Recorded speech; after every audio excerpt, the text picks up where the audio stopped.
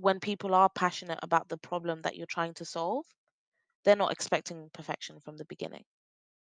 So be creative.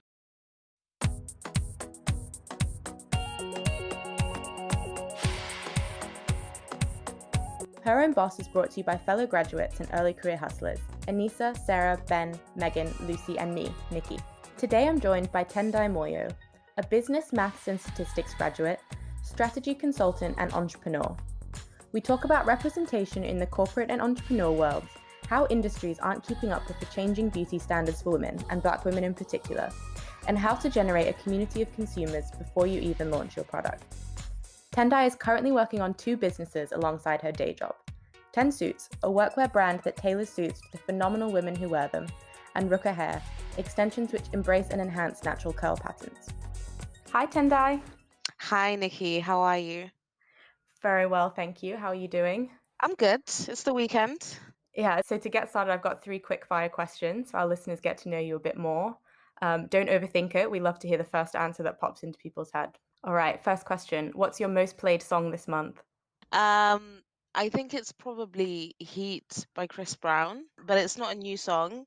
I actually saw it on Instagram. There was this couple that was doing some sort of like salsa type of dance to it. And Oh, ever since I nice. saw it, like the song's been stuck in my head. Yeah. All right, 2. If you could live anywhere in the world, where would you choose? I would probably go to South Africa, maybe Cape Cool. Town. Yeah, I think Cape Town is a beautiful location. I mean, I think South Africa is a beautiful country. It's right next to where I was born, Zimbabwe, my Hmm. home country. Best of both worlds, isn't it? Exactly. And if you could cook a meal for your childhood celebrity crush, what would you cook? Oh, well, first of all, who's my childhood celebrity crush? That's that's the tricky part. Okay, I think I'll my childhood celebrity crush was Taylor Lautner. Oh my, same. I was just gonna say that. See, the only image that I have of him is from Twilight right now with the top off. Um, Hmm. he looks like he's been That's how working he out. always looks, right? This is true. This is how he Hmm. always looks. He looks like he's been working out. He looks like he needs carbs and protein. So I'm gonna make him some carbonara, get the carbs in, and you've Hmm. got, some ham, so that's the protein. Oh yeah. Maybe a little bit of, green veg on the side of some sort. Yeah, that's the meal. Well, with any luck, he'll listen to this and you'll get to make it for him. Would love that. Cool. So thank you so much for coming on the podcast. We're really excited to have you on and hear a bit more about your experiences. Do you want to kind of take a minute and introduce yourself to our listeners, Sure. tell them a bit about you and what you do? Yeah, absolutely. So I'm super excited to be here as well. My name is Tendai Moyo. So I am currently a strategy consultant. I work at Bain and Co. And I've been here for a year now. Alongside this, I've been building 2 startups at the same time. Which, yeah, I mean, I'm still not sure whether that's smart or crazy at this point, but giving it a good But shot. it's happening. It's happening, and I recently crowdfunded for both of those. It's incredible. And worth saying as well, you crowdfunded um, well, actually beyond your target goal within 31 days, which is incredible. Well Yeah. done. Thank you. So I want to talk a bit about your businesses, but just quickly for our listeners, because we have lots of people who listen who are kind of in uni or just graduated. What is strategy consulting? What does that mean? Yeah, it's a great question. So, just to give a bit more background, actually, so I studied at the London School of Economics and I studied Hmm. business maths and stats. And when I was at uni, I was like, investment banking, yeah, yeah, that's what Yeah. I'm gonna do.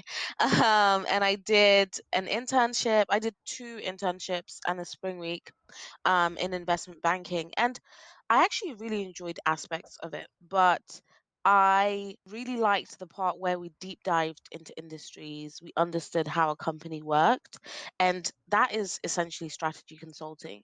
You really get to understand your company, you understand the industry that they operate in, and you help them solve any problems that they come across. That sounds really helpful for actually starting your own business as well. I could see there'd be a lot of crossover. Absolutely. Like for me, that was a big pull of consulting. Hmm. It's really just seeing like how do some of the biggest, most successful companies operate. And even Hmm. though, my humble babies are still babies. I think there's definitely lessons that I can learn and that I have learnt from working at Bain that I feel like I can apply to what I'm doing at the moment. Yeah, that sounds like a really useful experience. And actually, I think it's an experience a lot of women have as well. They'll go into Mm. the corporate world and they'll get that business experience and then they'll Mhm. use that to their advantage in their own endeavors. Yeah, absolutely. I mean, I feel like the way our generation works, it's kind of like there's no real defined path, you know? It's really just about learning as much as you can and learning what's appropriate for you to build the life that you want. Definitely. And on the topic of your two babies, which are still humble babies, as you say, what was kind of the inspiration for these brands? What are they? What are they called? How did you get the Yeah. ideas? Sure. So there's two. There's 10 suits and there's Ruka hair. So 10 suits actually the idea for that came a couple of years ago before I even started uni. And I think this idea has gone through several iterations. Initially I thought I'd be a blogger. And I did make a blog that was called Classic Cool. Corporate and I had like 3,000 monthly subscribers. It was good, it was fun, Wow. but then I started uni and that was a lot of work for me. Like I kind of just felt like I had to focus in first year.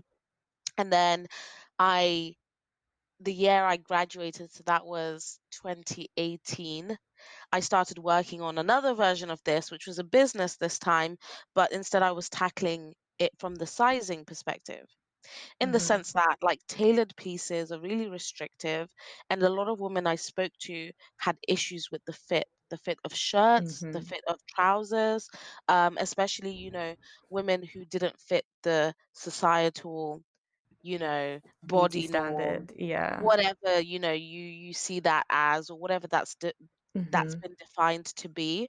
But women with larger busts, for example, shirts were just a no-go, or even some dresses. I remember I was stood in Canary Wharf one time trying to get primary market research, Peak and I corporate. Yeah. yeah, peak corporate, and I bumped into a partner from a legal firm, and she was showing me the dress that she was wearing, like as in I was just stopping random people in the streets trying to get insights, and she was like, "This dress, I Hmm. had to get tailored the top part of it, because the way it was made, she didn't even have like it wasn't like we're talking like a double G bust. She Hmm. said she was like a C or D, and the dress like you could kind of before it was fixed see her bust through it, and those were like as a woman like it's hard enough going to work, but having to think about these extra things about what you're wearing, and you're being judged a lot more on what you're wearing and whether Hmm. it's being sexualized or not. So anyways, we tried to work on the sizing thing, then I started at Bain, and now I'm building 10 suits, and I've really just simplified the idea to its core. Hmm. And it's just about making clothes, making suits for powerful women. And I believe every Yeah. woman is powerful. And it's really just about accommodating the spectrum of women. I feel like corporate wear as well has come such a long way in the last few years. I remember growing Yeah. up, so my mum works in business, and no offense, mum, if you're listening to this, I love you. But growing up in the early 2000s, the clothes were not cute, and I feel like Yeah. the expectation was really high. And now, Yes. we have more opportunity to express ourselves. Absolutely. And I think also the really cool thing, as you're saying, like about how dress codes have evolved, Mm, workwear has like become more casual, and in the same breath, like suits don't have to be worn for work. Like my flatmate yeah. today, she's hosting a brunch and she's wearing like a really cool blue suit, Ooh. with a really, really nice black top. And I think that's the thing for me about suits is that it's versatile. It's not something that has to be limited to a particular environment. So yeah, that's the first idea. And on to the second. And on to the second. So that one has had a lot shorter of a journey, but it is equally as important to me. And it's really about creating extensions that match Afro-Caribbean hair. And this has really started as I've begun to embrace my natural hair a lot more. So, the context for this is that Afro Caribbean hair has been both politicized in the sense that, afros are seen as a Hmm. political stance or have been in the past, but also there's this whole, Eurocentric standard of what Black women's hair should be. And most extensions are straight or curly. You very rarely see, pictures of Black women with their natural hair or stores marketing like this texture of hair. And so as I've begun to embrace my natural hair a lot more, for me, it's about bringing in styles that actually are an extension of who I am rather than a modification. Yeah, I love that. I think that's so powerful. And this is something we spoke about briefly when we caught up a few weeks ago about how it Yeah. took, Fenty to transform the like beauty Mm, cosmetics industry. And it's hmm. just, I feel like it's really time for that to spread more. Yeah. Because definitely historically, like most industries, it's been kind of the beauty industry has been dominated by white men. And I think Yes. white women have done really well in the last few years in getting their Mhm. voices heard. But, there's only so many stories you can tell if you've got the same types of people kind of in the room and at the Exactly. table. No, literally, you hit the nail on the head. You need to see other faces and you need to hear other stories. Definitely. And I think you need more than one brand doing it. Like Mm, Fenty's amazing, Rihanna is, she's fab, but, mhm. you know, white women have variety. I have choice when I go into, Space NK or Boots, why shouldn't Yeah, every woman and every person? absolutely. Ah, like you're just, saying taking the words out of my mouth. Like it's actually crazy, but it is.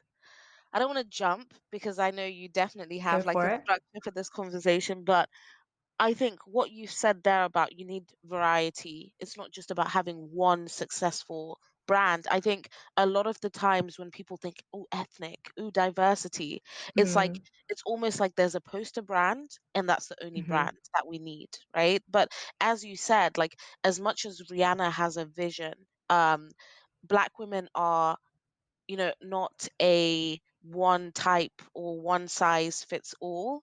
And so even within that foundation space, there will be other brands that might meet the needs of other Black women, that mhm. Fenty might not be meeting. So I absolutely think that it's a space that should be flooded with way more brands, and I'm excited to see that happening at the cusp of, this whole Black Lives Matter movement. And I guess on that, like, that representation point, would you mind sharing kind of how it's felt for you going into not only entrepreneurship, which is, Mm.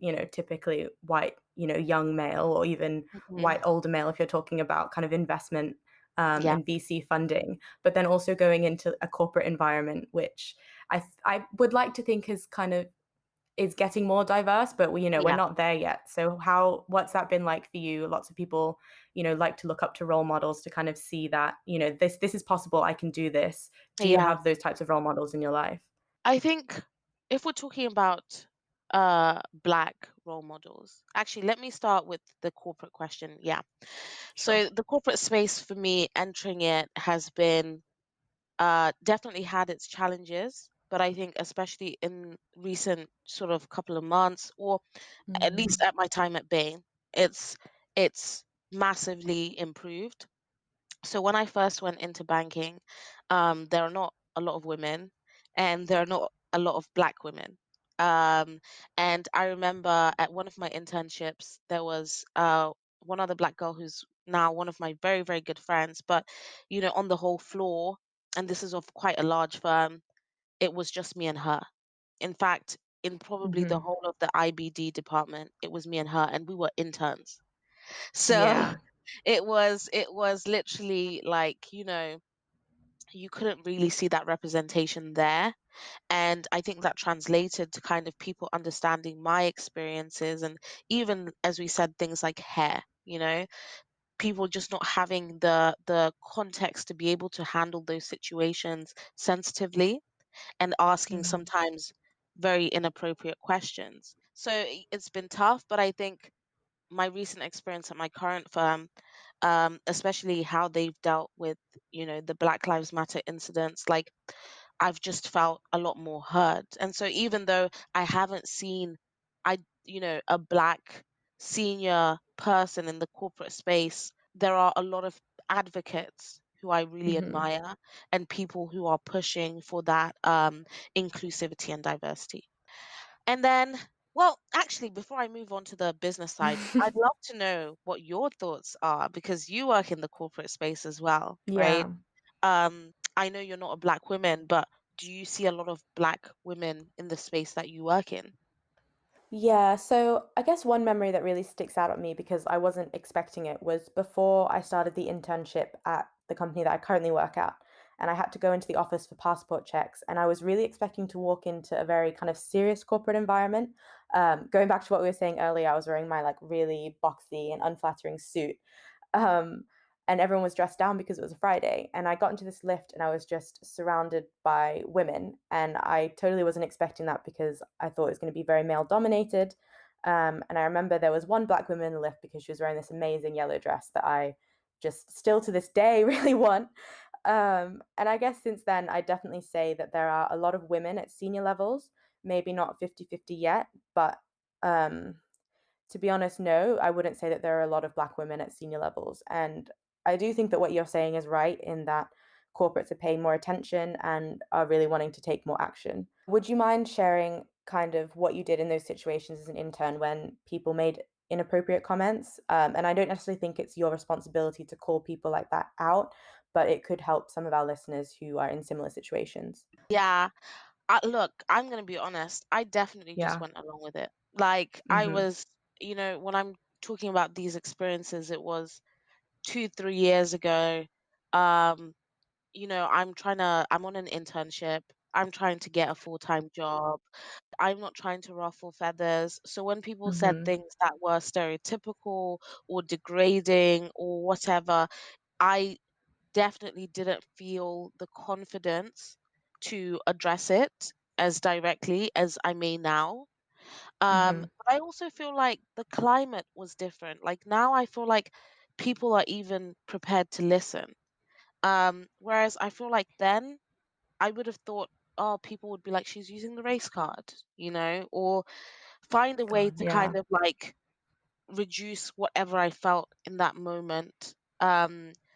To something that was similar to like how people say when a woman is expressing an issue, she's just being emotional, she's overreacting, Yeah. Oh my like that gosh. that Yeah. sort of shut down. And so because I had experienced that, I didn't really even see the point of speaking out or speaking more directly. Yeah, I think it's understandable that as young women, it can be really hard to speak out about these things. But as we've said, I do think that times are changing, and hopefully we and also the people around us, to be honest, are able to speak out more freely. Exactly. So now I guess same question, but on the business and entrepreneurship side. Yeah. I wish the listeners could see your face right now. Yeah, sorry, yeah. I think it's so funny because I think I feel safer in the entrepreneurial space Mhm, because there's less time spent with other people. And when I say other people, I mean I see more diverse faces. It's not just it's one black girl and everyone else is white and everyone else is like middle class because I definitely think there are some intersections there. But it's just a much more diverse space in terms of the people who are ideating and the way mhm, they think. I think where the issue is kind of where you said it's like who are the people who are investing in those businesses and who are the people who currently lead the largest firms as well. And so to kind of like give an example, when I was doing the second iteration of 10 Suits, mhm, before I started at Bain, I did a pitch. And I did a pitch, I think it was to three white men and one Asian woman. I'm not sure where she was from mhm. specifically. Um, and I'm not sure where, I think the white men were English, but I pitched this idea, you know, tailoring with sizing in mind. And for me, it was really just about empowering women and empowering women who are not the standard. And the one of the feedbacks that I got from one of the judges was, do women need any more empowering in 2018? And I was Oof. like, Huh? When you're One more just like, time? "Wait, what?" I was so confused. I honestly didn't even really know how to answer the question. I Yeah, had one of the other men being like, is this really a problem for women? And it came to a point because we were pitching with a live audience where two yeah. of the women in the audience kind of stood up and spoke, and one shared her experience. Like, I didn't know who these people were.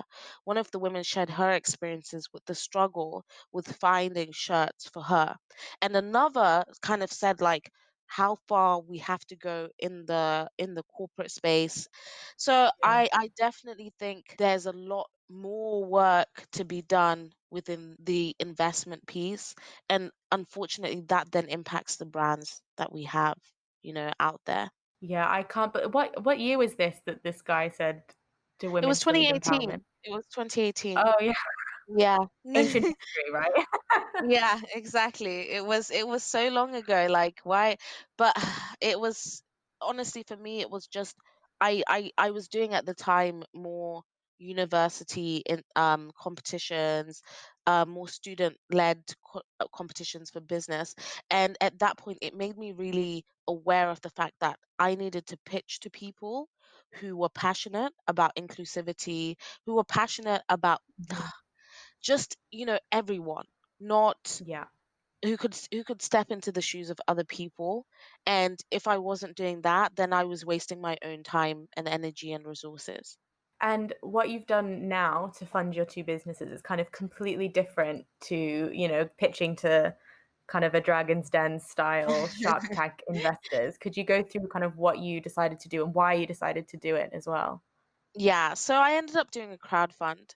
Yeah. And it is genuinely, significantly driven by some of these experiences that I had, trying to fundraise um 2 years ago. And it's just like getting the community involved, and as I said, it's really about drawing those people who either are Black women themselves and are passionate about these products, or other people who are passionate about making, industries, making beauty accessible, making fashion accessible, and making sure that everyone gets to enjoy the experience, whether it's buying a suit or buying hair Mhm. extensions. And I think it was phenomenal for me because, yeah, like, I feel like my community of people pushing me forward to build this business, or these businesses, grew significantly. And I also think I got a chance to be vulnerable and honest. And through that as well, I Mhm. think I gained a sense of strength and confidence. Yeah, I think it's super empowering for the people as well who are, giving money to you through this crowdfunding platform because they know exactly what they're putting their money into and, Yeah. they're going to be able to see the outcomes of it. Yeah. But then, yeah, I imagine it must be so empowering for you as well to kind of have these awful experiences pitching to, investors, but then say, Yeah. listen, I've got all these friends and family around me who are willing to put their hard-earned pounds into me. Yeah, exactly. And strangers, like, Yeah. I had people who I didn't know. I think, something like 30% of the money donated was not from people who I knew. So I thought for me, like, okay, Wow. not only am I being supported by people who know me, but people are seeing the story and the vision and they believe in it. And, for me, that's a proof of concept of sorts. And Mhm. I think it's kind of like the way this happened, I had a week off from work. I'd, been mulling over these ideas. And in that week off, I made a website. Um, and, I guess that's one way to spend a holiday. yeah, yeah, I made a website. I made two videos. Um, and I posted them and I shared it. And 31 days later, we broke the target, and it was just like, okay, well, we're doing this now, making it happen. Let's see. And I've been sharing the progress, and I think people are really excited by it. And when you set up the crowdfunding platform, did you have any products ready to send out to people, or was it literally just like the vision and the ideas that people bought into? Yeah, so no product as such. So what we had at the time was samples. of the suits. And then on the Ruka hair side, it was pretty much a concept. Like, I think the Mm. only thing that I had to show was a box design, if I remember correctly. I was like, That's here's the incredible. packaging, guys. Here's what it's gonna come in. And it's pretty packaging as well. I've seen it. I'm glad you love it. I really love the packaging. That was designed by Jorge, who's on the team. Um, and yeah, like I didn't have much, but I think I definitely had passion. If Mm. that counts for much, I had passion. I had a vision that I believed in, and that's what I tried to communicate. I want to go so as well. So I saw the packaging on your social media, and I feel like this kind of goes back to this community aspect. So you haven't started selling products yet, but you've got thousands of followers on Instagram. How did you do that? How do you build this community around you who's like ready to go as soon as you launch? Cool. So, to be fair, I think I definitely put more time into it in the past couple of months. But it was kind of when people told me that I think the product is interesting, but a lot of people buy into the person. And so I think before I was kind of hiding myself, and I was like, I Mhm. don't want to be the face of the brand. Mm. I just want the brands to speak for themselves. But I think it's either you have money or you have like you, the person. And I think, like, unless you have 200K to like heavily market your business, throw it out there and just put it out in the space. I think the brands that start today, Gymshark, I think Mhm. Glossier was started, like Emily was the face of her brand. I think the brands that people buy into now, it's really just about the story. It's about the person who started it, and it's about how they can feel like they're part of a community rather than just buying a product. And I think that's kind of for me what I felt like I wanted people to see it. I completely agree with you. I think we're definitely going into a time where people buy into community and they buy into people Yeah. more than they do necessarily like big brand names. So yeah, I think it's really fascinating and it's great to like see you as a woman just doing this in real time. I think it's such a cool journey to follow. And I want to touch on something that you wrote on your website in your little bio. So you said that you look nothing like the archetypal entrepreneur. So Hmm. I just want to ask how do you want to redefine what an entrepreneur is and what entrepreneurship is? Yeah, so ooh, that's a great It's question. a deep one. I'll give you a minute. Yeah, no, I think I want to just change the narrative, change the expectation.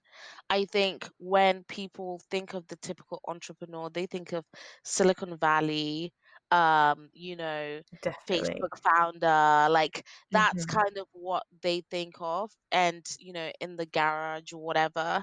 And I think there's this image of like fake struggle for a lot of these people. And I think it's really just about transparency and changing the picture. So, a lot of these founders, and I'm not taking away their hard work, a lot of them worked extremely hard, extremely intelligent Yeah. people. But a lot of them had certain advantages, whether it was the way that they looked or the financial background that they came from. Even me, like, I am privileged in that I had a network who, could get me to that stage. And I think for me, changing the narrative is about being fully transparent, which is why I've shared my journey as well. It's about helping people and increasing visibility so that other people who don't have even the privilege of the network can still find a way. Yeah, no, I love that. And I guess on that point, what if you had to pick like three top tips for young women or young people in general who want to be entrepreneurs, what would they be? Three top tips. Oh, okay. The first one, and the one that's like always been relevant, is pick and choose the advice that you accept. Interesting. You have to remember that not everyone understands the consumer the way you do. Mm, Not everyone understands the problem the way you do. And people will be giving advice from their lens. And even if it's, not malicious, it can be with the best intentions, it may not be right. So I would always say before you have the conversation, make sure you really understand what you're trying to get the answer for so that you can take what you need and filter out what you don't need. mm. The second bit of advice would be don't be afraid to change. your idea. Um, so as I said, Yeah. 10 Suits has gone through 3 iterations. This being the third one, and each time I've evolved and the business idea has evolved. And I kind of feel like in the beginning I wanted to stick to one thing, and I was like, no, I've thought about it. This is the thing that should be successful. But I kind of feel like, being iterative, being someone who is attached to solving the problem rather than the proposed solution that you have is like the way and that's not original, guys. I've paraphrased something that I've definitely read before there because I was like, oh, that You line totally could sounds have taken good. ownership of No, I that. was like, that line sounds way too good. I definitely read I would not there. have called you out on that. Yeah, but like, yeah, be attached to the problem and solving that, not the solution that you think is the right one. And then the final piece of advice I would say is be super creative in solving problems. So that's a very generic statement. I mean it Mhm. specifically when I'm talking about finances. So when you're Yeah.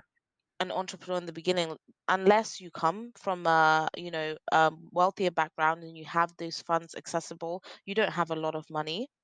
And so I think sometimes it can be tempting to go for like the most expensive website, or the most expensive designer, in the fashion context. But I think it's really just about balancing that quality with execution. Mhm. With Apple, I think when they released like their first version of the iPod or the iPhone, it was like 50% ready. Like it wasn't the finished thing, Really? but the early adopters who were excited about the product actually, became testers. And I think when people are passionate about the problem that you're trying to solve, they're not expecting perfection from the beginning. So be creative. Those are really good tips. I'm feeling inspired, and I know we're very similar in age, but I feel like I'm speaking to someone with, like, all the wisdom. No, absolutely not. But I feel like it's great. It's great being like, I think the questions that you're asking are just great in terms of reflection as well. I Mhm. feel like this journey can go so it can be so crazy, and I think working and building a startup can be so crazy, but I really enjoyed this conversation just because I'm like, huh, I actually didn't know I felt that, but now I do. Oh, interesting. So that's good. I like that. That's good, yeah, I'm really glad you got something out of it. And I just have one more question for you because we end all of our episodes asking, people the same question, and it's Hmm. what gives you confidence? And again, feel free to be creative here. A third tip. Love that. No, I think for me, what gives me confidence, so I am Christian, number one. I believe in God, and I kind of feel like my beliefs have definitely given me faith when I'm Mm, like, this is impossible. I think that has yeah, guided me and that's given me faith. I think the other thing is, I have accepted that my path is not the same as everyone else's. So yeah. when, yeah, I started doing this in the middle of a pandemic, I think everyone was like, is everything okay? Like, do you see, there's buildings burning outside, basically, like that's the kind of, time that we're in. But I think for me, it's just, yeah, I've accepted that if it feels right for me in that moment, that's because it's for me. And not Mhm, everyone else needs to understand that. But as long as I understand that, as long as I believe I'm walking in my purpose, um, that's enough to drive me. And yeah, like if I'm feeling particularly lost or if I'm feeling particularly anxious, do a quick prayer, suck it up and move on. mhm. I love that. That's a really good answer. Thank you so much for coming on, and answering all of my questions honestly, and just kind of sharing your experience with us. I think it'll help a lot of young women. Thank you for having me. It's been a pleasure. Thanks for listening. If you want to find out more about us, then search at Her Own Boss Podcast on Instagram. If there's anyone you'd like us to interview in future, then let us know by leaving a review. And be sure to subscribe to hear the latest on finding your inner entrepreneur.